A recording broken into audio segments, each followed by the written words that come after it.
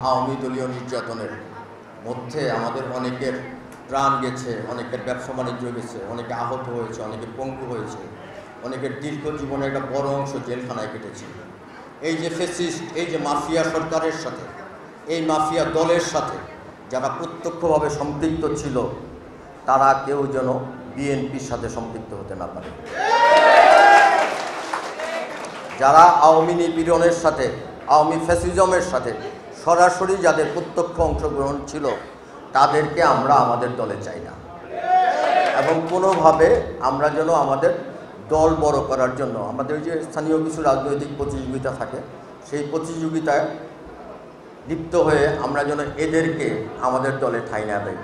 আমরা যদি এই ধরনের ফ্যাসিস্টদের দোসরদেরকে এবং যারা আমাদের উপরে ফ্যাসিবাদ চাপিয়ে দিয়েছিল, যারা আমাদের উপরে মাফিয়া তন্ত্র চাপিয়ে দিয়েছিল, তাদেরকে যদি আমরা আমাদের সাথে নেই, তাহলে আমাদের এই যে গত দেড় যুগের যে শহীদ, যে নিপীড়িত মানুষ, এবং এই যে বাংলাদেশকে আজকে কিন্তু একটা আরেকবার তলাবিহীন রাষ্ট্রে পরিণত করেছে, যারা বাংলাদেশের সমস্ত প্রতিষ্ঠানগুলি যারা ধ্বংস করেছে, সেই শক্তিকে গ্রহণ করে নেওয়া হলো, মেনে নেওয়া হলো, এবং আমরা আমাদের শহীদদের সাথে বেইমানি করা হবে যদি আমরা এই ফ্যাসিস্টদেরকে আবার আমাদের দলে পুনর্বাসন করি।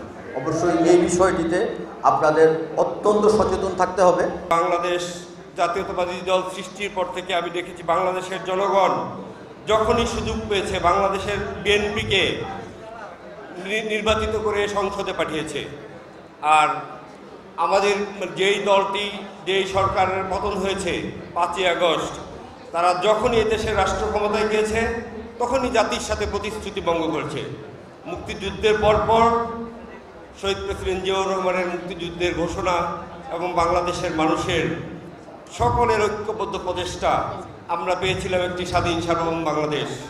ফ্যাসিবাদ শাসন আমলে যারা আমাদের উপরে এই নির্যাতন, আপনারা জানেন যে কারা এখানে একদম ডিরেক্টভাবে আওয়ামী লীগের ব্যানারে, এবং তারা আপনাদের উপর যারা নির্যাতন করছে, যারা নিপীড়ন করছে, যারা সাধারণ মানুষের মৌচাকে হরণ করছে এই এলাকায়, তারা যেন কোনোভাবে এই বিএনপির যে সদস্য নবায়ন ফর্মে কোনোভাবে তারা যেন অংশগ্রহণ করতে না পারে। এবং তারা কি করবে, তারা যদি একজন মানুষ যদি আওয়ামী লীগ কোনো স্বৈরাচার দোসর যদি এই প্রাথমিক সদস্য নবায়ন ফর্মে নতুন করে তারা নতুন বিএনপি, নব্য বিএনপি নামে যদি মাঠে আসে, তা আবার নতুন করে একটা স্বৈরাচার ব্যাটার গঠন করবে এবং আপনাদেরই পিছনে তারা ছুরি মারবে। বিএনপি হচ্ছে আমাদের গণতন্ত্রের ধারক ও বাহক, ভদ্র মানুষের দল।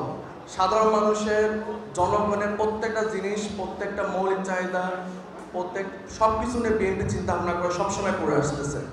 এবং এই জন্য বিএনপির উপর নির্যাতন তো অনেক বেশি। বারবার চেষ্টা করতেছে নির্বাচন পেছানোর সংস্কারের নামে। তো এই সংস্কার কিন্তু 21 সংস্কার কিন্তু 2023 সালে আমাদের ভারপ্রাপ্ত চেয়ারম্যান আমাদেরকে দিয়ে দিচ্ছে। তো এইটা নিয়েও আমাদেরকে মাঠে কাজ করতে হবে, যে আমাদেরকে সাধারণ মানুষকে বোঝাতে হবে যে 21 দফা যে এটার ভিতর সব সংস্কার রয়েছে।